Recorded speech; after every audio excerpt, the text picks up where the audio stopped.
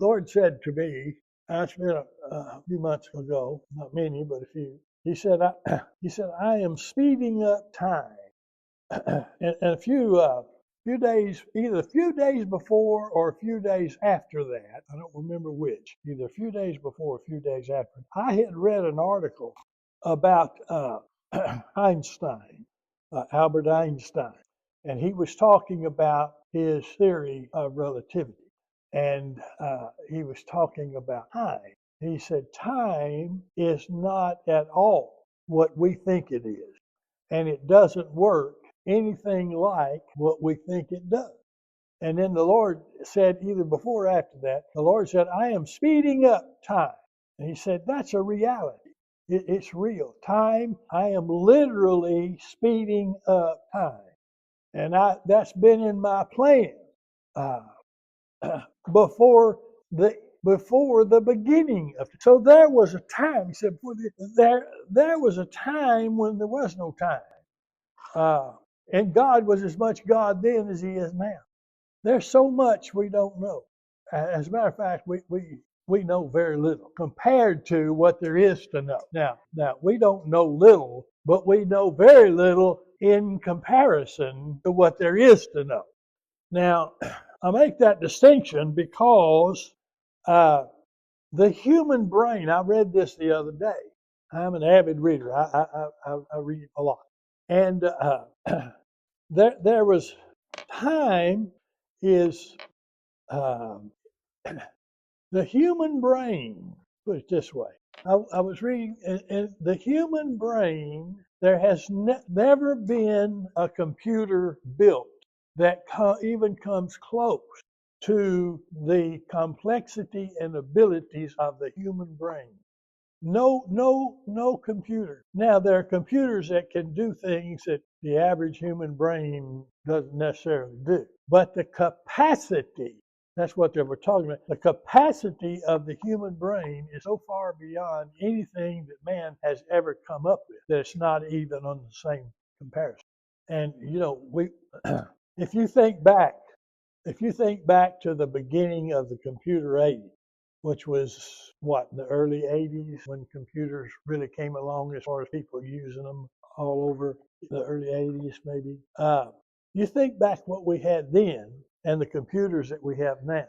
And that telephone right there has more computing power, that one there. They all have more computing power than the computers that they use to send men to the moon. You carry around in your hip pocket or in your hand, in your purse, wherever, is that computer you have. That's what these phones are. They're not telephones, they're computers, handheld computers. And they are more powerful than the most powerful computers that sent the first people to the moon. It's pretty amazing. Now, the Bible tells us that in the last days, knowledge will increase exponentially. We've already seen that come to pass. If Jesus showed up right now, we saw that's come to pass already. Now, I'm going to talk a little bit about the last days, because that's where we are. You need to know how to live in the last days. You need to understand some things about the last days. Now, we don't understand everything there is to know about anything. That's just the way it is. And but I'm not saying we're stupid. We're not stupid. God created man is God's highest creation. Amen, brother. That's all right, brother. I know. You couldn't help yourself. But we have the capacity. I read this somewhere one time. Our brains today operate at anywhere from 5 to 10% of what Adam's did. You know who Adam was. He was the first one of us. There's a whole lot about what went on this earth prior to the creation of Adam that we don't know a thing in the world about. And there was something in the realm of humanoids that was on the earth back even before Adam. But Adam is the first creation in the image of God. The first. And you're one of those. You are the seed. Can you imagine what Adam's brain must have been capable of? If a man like Einstein was only operating at somewhere in the neighborhood of 10% of his brain's capacity, my goodness. We were just talking about a young friend of ours who just graduated from college, from the University of Alabama. And he graduated, what was you telling me he graduated? At the same time.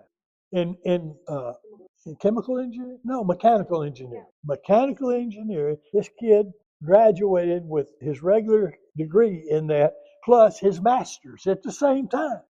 Now, that's one smart kid. And he ain't broke 10% of what his brain is capable of, or ours. Now, do you know what it is that keeps us from operating in a higher level than 5 to 10%?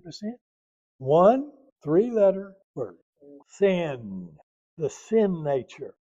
That's the penalty that we paid for Adam's sin. And the moment you pass out of this body and go into the presence of the Lord, all that changes. You're going to go from 5 to 10% to immediate 100% capacity. And God is going to download everything that's known in heaven into you in one big download. You're not going to have to learn it. God's going to download. You're going to have it. Why? How do I know that? Because the Bible tells us, you will know as you are known. In other words, you're going to know what everybody else knows. And everybody else is going to know what you know. You will know as you are known. No secrets in heaven. Whatever secrets you have, you better enjoy them while you got them, because you ain't going to have them when you leave here. No secret. And nobody's going to care about your secrets anyway. The only secrets they're going to care about might be their own. But we're not going to have any secret. We're going to know as we are known. But the Bible and God's prophets tell us that before Jesus comes back for his church, there's a mighty, mighty revival coming to the earth. And we're in the beginning of it. We're in the beginning of what we're calling, what most people are calling in our circles, is the third great awakening. The third great awakening. Now, the purpose of this third great awakening is harvest. Now, my grandfather, he was not a very spiritual man, but he was a very, very industrious man. He was an entrepreneur. He knew how to run businesses. He knew how to do. It used to amaze me at all the things that he knew how to do. He was a farmer. He was a merchant, and he just go on and on. And he knew how to do all this stuff, and he loved to farm. And he wasn't, he didn't farm to make money. He farmed because he loved it. He made money. He made a lot of money. He knew how to make money.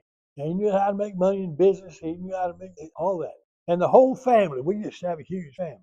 The whole family worked for him and loved it because it was profitable. It was profitable work for him. And I was the first, in his immediate family, I was the first grandchild that was male. There'd been quite a few grandchildren before me, but they were all girls. He loved the girls, but boy, he thought I was a cat's meow. I was his boy. And he come by the house when I was little bit. My first memories are him coming to the house and getting me and taking me home to Mississippi. He lived in northern Mississippi at that time, and he'd take me to his house. And so I stayed down with him and my grandmother for a week, 2 weeks, as long as I wanted to stay. And he would take me with him, riding on his tractor and out to feed the pigs and farm work, And I used to just be amazed at all the things he knew how to. I remember one time he wanted to dig a new well, so he didn't hire a well digger. He dug it himself. And he come got me. He said I was a teenager, but this time he come got me. He said, "Come on, we're going to dig a well today." I said, "Where?" He said, "Right over there." He pointed out into one of his cotton fields. So we went out in the middle of that cotton field and we dug a well. He knew exactly how to do it, and he hit water too. And we used that well for years. He just knew how to do a lot of stuff. But he wasn't a real spiritual man. Now he believed in God, but he had his own ideas about God. A lot of unspiritual people do, you know. They have their own ideas about God. And so he had a lot of knowledge and all of those things. But he was only operating at a very low level compared to what God created us to be capable of. We're capable of far, far more. Now, God is ready for the harvest. Now, the reason I brought my grandfather up is when it came the fall of the year, he's all about one thing. All the stuff that he knew, he owned grocery stores, he owned a junkyard, he owned a used car lot. God help anybody that came in there wanting to buy a car. And he was a horse trader, all that stuff. But when it came the fall of the year, none of that other stuff existed. The only thing that existed was its harvest time. He was interested in the harvest, and that's all he cared about was his harvest. Now, when the harvest was over, he'd go back to this other stuff, but as long as the harvest was out there, he was going after. Well, that's where we are in God's time. It's harvest time. God's all about the harvest right now. He's going to harvest the earth. We're about to see the greatest harvest that there's ever been on the face of the planet. Greater than the early days of the church. Greater than in the old covenant. Greater than at any point. The harvest is before us. Now, God's not just interested in spiritual things. God is just as interested in the natural goings on of this earth as he is the spiritual goings on of this earth. Now, God is a spirit, and they that worship him must worship him in spirit and truth. But God is just as interested in the natural things as he is the spiritual things, because the natural supports the spiritual. Without the natural in the earth now, because of the way God has created the earth and the way God has created us, in order for the spiritual to function in the earth, the natural must be supportive of it. There are things that must happen in the natural world that before it can happen in the spiritual world. Now, why is that? Well, when God is a spirit and when God dwells, where God dwells in the spiritual realm, why does the natural world even matter? Well, because things having to do with the earth also are natural as well as spiritual. So God doesn't just forget about the natural and go after the spiritual. Not at all. You have to have both. Now, back there with Adam, all the natural stuff, with one decision on Adam's part, got turned upside down. And it's been upside down ever since. Sin has been here since the day the first one was committed. It's been here operating in the earth nonstop. And there are things about this natural realm that are going to have to be corrected in order for God to do what he wants to do in the spiritual. Now, we're seeing things happen today that we read about in the Bible. Prophetic things in the Bible concerning the last days, we're seeing them come to pass on a daily basis. Amen. Now, time, you hear people talking about it all the time. Boy, this time just going by so fast. It is. It really, really is. The time that it took to complete a year in the past was considerably longer than the time it takes to complete a year today. Now, how can that be? I don't know. I don't know that, but I know it's so. And God is not just concerned about spiritual things, but he's also concerned about natural things. And a lot of people, you'll hear them say, there ought not to be any politics in the church. Well, in the first place, I found more politics in the church than I have anywhere else. Come on. I found more politics in the church than I have anywhere else. More politics in every local church than there is in the whole Washington, D.C. But God is concerned about nations. He's very concerned about nations. Because what is a nation? It is a collection of people. And that's what God cares about. He cares about people. And He cares about nations. Now, this nation, relatively speaking, the United States of America, is one of the youngest nations on earth. This coming July 4th celebrates we celebrate the 250th anniversary of our nation. With the 4th of July celebration, we celebrate the 250th birthday of the Declaration of Independence. If you haven't read the Declaration of Independence recently, you need to read it. It'll bless you to read it. And we have the most controversial leadership over our nation than we have ever had in its history. It's the most controversial leadership. And in my humble opinion, we have, not only is it the most controversial, but I believe that we have one of the very best. We have the very best leaders. Our leaders are among, put it this way, our leaders that we have today are among the very best leaders the nation has ever had. Now, why is that? Why would that happen at this time? Because God preserved the North American continent for the last day. He preserved it for His use in the last day. He raised up this nation for a purpose. What was that purpose? Harvest. There is no other nation that has ever done what this one has done for the harvest of souls. More missionaries have come from the United States of America than from all the rest of them put together. All the rest of the nation together have not put forth the number of missionaries that this one nation has sent to the mission field, to the harvest fields of the world. God raised up this nation to be the catalyst for the harvest, the foundation. There's no other nation on earth that is as powerful as this nation. The only reason this nation hasn't accomplished far more for God than it has is because the leadership has not always measured up to the nation they were leading. Now, we've been involved in a war. Nobody likes war.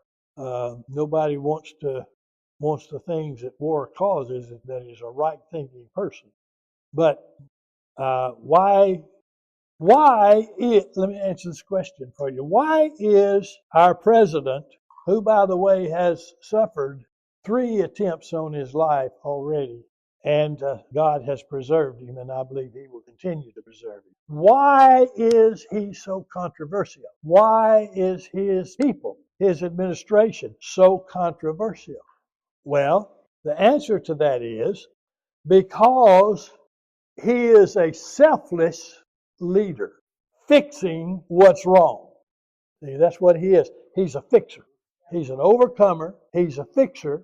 He's not interested in money. He's got all the money there is that he'll ever need from any lifetime. He's not interested in power. He's the most powerful man already on the face of the planet. He's not interested in self-promotion, although he will promote himself all day long.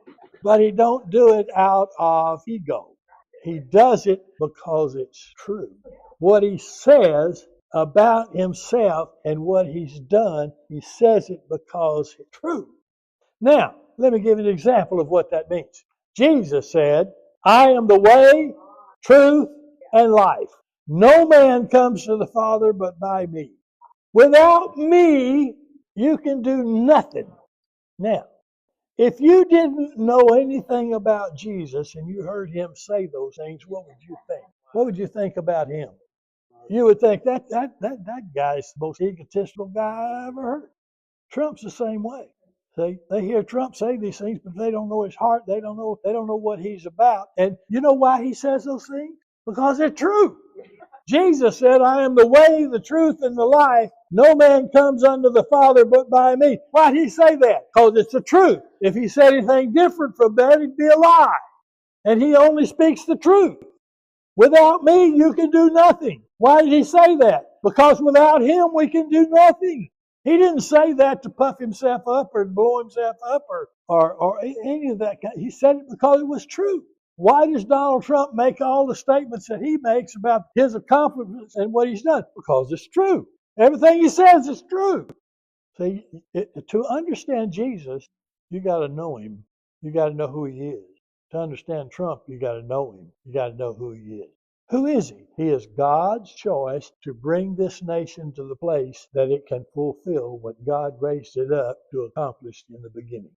And he's doing it. He's doing it.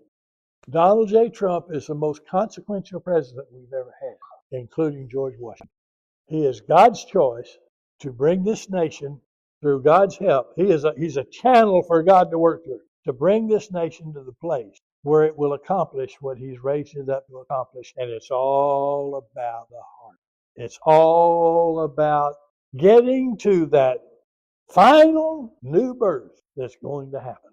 And when that final new birth takes place, Jesus will come for his church. Now, I don't know if that's going to take 5 years, 10 years, 15 years. I don't know. Or longer or shorter. Could be this afternoon, but I don't think so. There's much, much more to be done. It's not undone. And God doesn't leave anything undone. These are the last days, and God is moving in powerful, powerful ways.